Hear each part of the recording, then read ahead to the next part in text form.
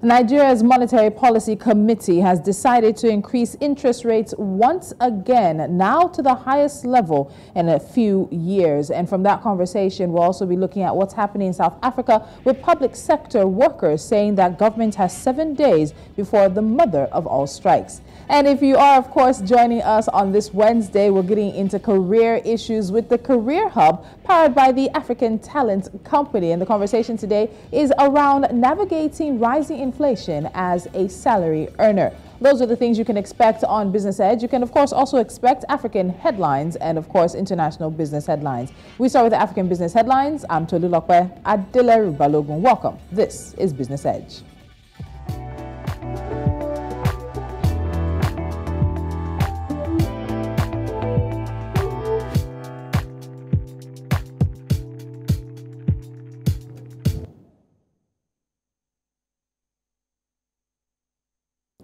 Long lines have reappeared in Lagos as drivers wait for hours to buy fuel across Nigeria's commercial capital. Commuters are also complaining about the increased cost of transportation as petrol was priced between 195 and 200 naira per litre. The Independent Petroleum Marketers Association of Nigeria has blamed this renewed scarcity on the depots and the increasing difficulty in accessing petroleum products. Twitter Incorporated has agreed to engage with staff fired from its only African office after they were offered poorer than announced severance packages. Affected employees based in the Ghanaian capital of Accra have secured talks with Twitter after a letter sent requested that the company comply with local employment law, according to a lawyer representing the staff. Around 20 people worked in the West African country's office. Now, the lawyer representing the former staff, Carla Olympio, has confirmed that talks with the microblogging site will start soon. Twitter has not commented on the development. South African retailer ShopRite's divestment spree has moved to the Democratic Republic of the Congo. Now announcing the closure of its stores in the DRC, the retailer said the decision follows the closure of operations in Nigeria, Kenya, Uganda, and Madagascar, as the group aims to focus more on its business in South Africa. The country's largest retailer by market capitalization launched in Congo in 2012 during a period of aggressive expansion into Africa's frontier retail markets. ShopRite's 3 stores in Congo were among its 2008 stores across 15 countries in Africa. Cameroon has sacked about 500 people from their public posts and sent 37 people to jail following the National Anti-Corruption Commission findings concerning corruption in the country. The commission's report found that a total of $68 million was effectively stolen from the Cameroonian people over the course of 2021. This was more than double the amount taken the previous year, excluding the estimated $281,000 embezzled from coronavirus funds. The parliamentary group has been calculating the financial damage of corruption in the country by calculating and collecting testimony on instances of forged signatures, bogus land titles, bribes to enter top universities, and even extorting money from patients in some public hospitals. Earlier this year, Anglo-Swiss mining giants Glencore pleaded guilty to acts of corruption in Cameroon and other countries. A new report has shown that in September, Kenya loan defaulters dropped by the largest monthly margin in 15 years due to increased property auctions, repayment of non-performing debt, and bad credit write-offs.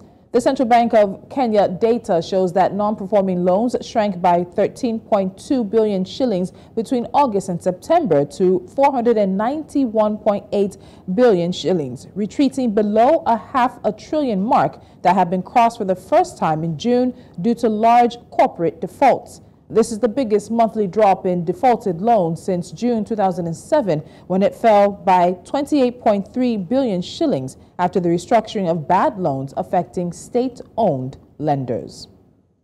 You're watching Business Edge. When we come back from the break, we get into our first conversation of the day. Do stay with us.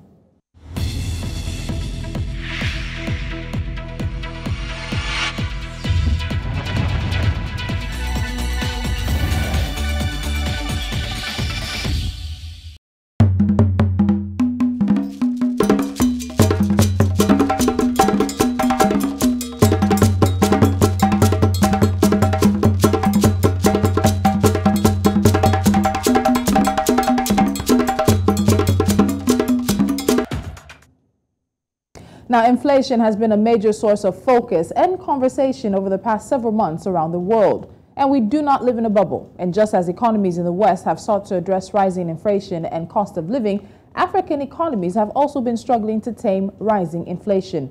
For many salary earners, rising inflation poses a significant challenge as higher prices continue to erode the value of real wages and savings. So is there a way to navigate rising inflation? Welcome to the Career Hub, powered by the African Talent Company. Now, this segment on Business Edge will focus on the issues that concern employees and employers around the continent. Every week, we'll get into issues like getting more women into tech, what skills are employers looking for, and even the trends that will shape Africa's labor market landscape in 2023, as well as employment in Africa's creative sector, and many more topics. This week, the conversation is about inflation and salaries.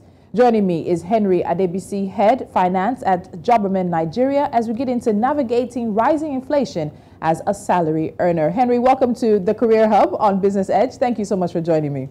Thanks for having me, Tolulope. So in terms of what it means for inflation to really take a deep hit on someone's pocket, let's start from there. As inflation has risen, what has it really done to the salary earner's purchasing power? Yes, so, just looking at the issue, right? So, for instance, in January, inflation rate was about 15.5%, right? And currently, inflation is about 20.9% as at October, right? So, it's a lot of devaluation happening there to people's salary. Just looking at even the FX, for instance, that has, devalued by about 38% since January. So, that's a lot of hits. Right, and it's a big deal. It's something that we need to critically look at. Yeah, thank you. Okay, so when we talk about inflation, sometimes we hear that you can inflation-proof your savings or inflation-proof your wages. Let's put it in perspective for the salary. Is there really any way to actually inflation-proof your salary? The one thing that you earn, if you're a salary earner, every month it comes in. Is there a way to protect that salary as inflation rises? Yes, so there are ways you can look at it, right? So, for instance, one of the things I recommend is you sort of do a value audit, right? So, look at all the values you bring to the table, right? List them out, flesh it out, and look at how that is currently being compensated by your employer, right? So, maybe that could spur conversations around whether you need to renegotiate your salary, right?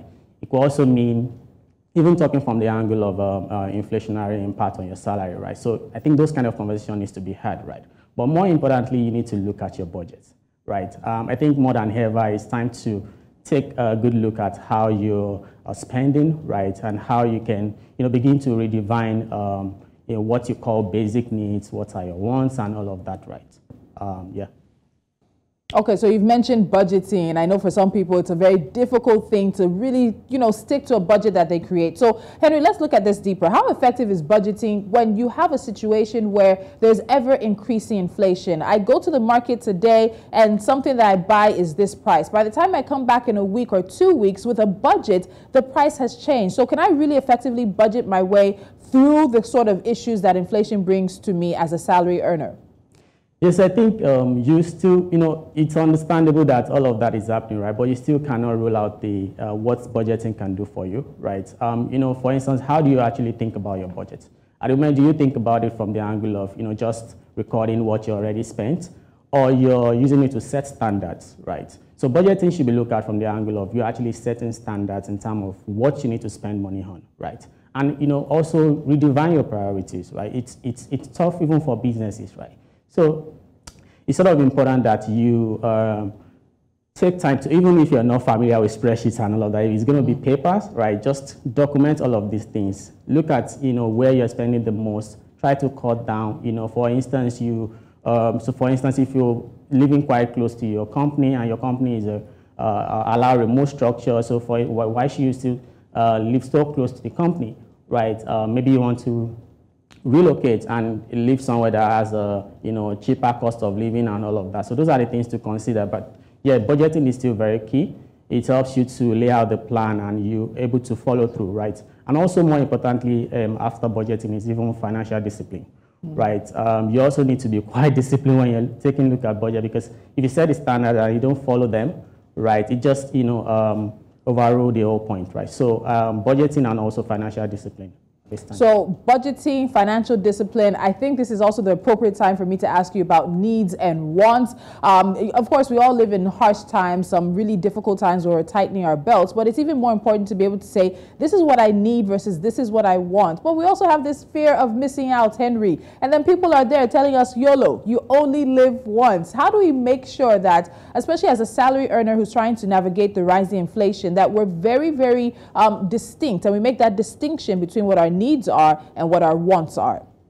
Yeah, thanks for that question, Tolu. I think, when you think about needs and wants, it's easy to just, get carried away with the definition and all of that, right? But the way to critically look at it is from the angle of your income, right? So you need to define your needs and wants from the context of your income. So for instance, if a CEO of a multi-million-dollar company, for instance, can afford to say, let me stay somewhere big in Lekki and all of that, because it already suits the status of the work and even helps the person be successful at what he does, right? But it's a need. It's a shelter need, right? And for that kind of person, it's a need, right? So for someone that is earning below, say 100 million or 500K, for instance, that wouldn't be a right decision. So, and also, I think when trying to define your needs and wants, looking at it from during your budgeting process while you're documenting your expenses and all of that, also be very helpful when you critically look at all the things you spend on and define them in the context of your income, saying this is what needs is and these are what you can call wants, right? So for instance, how often should I go to restaurants every month, right? If you don't keep tab of all of these things, you discover that you're already overspending, and you call that need. So you need to define your needs in the context of your income. Okay, very true. All right, so I would then ask you, the conversation around everybody must have a side hustle, multiple streams of income. If I say it's the way my Yoruba people will say, onaka waja, there's more than one way into the market. Those are the kind of things we hear a lot of in situations like this where money is tighter and it's not going as far as we would expect it. So do you think a situation that many of us across Nigeria and across the continent are facing now makes the case for why even salary earners need to have multiple sources of income? Even though not all of us are cut out for business. I'm not cut out for business, Henry. How do I navigate this situation? Yeah, so I think, first of all, as a salary earner, you need to, first of all, ensure that you're being compensated rightly for the value you bring to the table, right? Just that assessment of that value is very key to you even assessing your skill gaps and all of that, right? Now, so you can then, upskill yourself and make sure you're well positioned to earn better, even if you're not cut out to, do side hustle and all of that. How does that position you for promotion in your company, with the whole Japa wave and all of that? How are you positioning yourself, even for opportunities within and outside your company? For the ones outside your company, for instance, that's where Jobberman comes in, where you, ensure you have your profiles updated on Jobberman platform, and you get a chance to get matched to employers that can pay for the value you bring to the table, right? But, just if you tease out all of that and see that, what, you still need to get side hustle anyway, I think you need to look critically into that. Reason is, so side hustle might not necessarily be some big thing. It could be that it's a talent that you already have. It could be something that you're already doing, right? So question is, why do you want to leave the money on the table? Yeah. I like that. That's the question I'll be asking myself. Am I leaving money on the table? Yeah. So Henry, before I let you go, just share a few tips with us for coping with inflation and the rising cost of living, particularly if your salary is the same. We do know some companies have been increasing salaries in recognition of the tough times, but many more people are still with the same salary they've had for a number of years now. So what are some of the tips that they can use to sort of get themselves through the situation?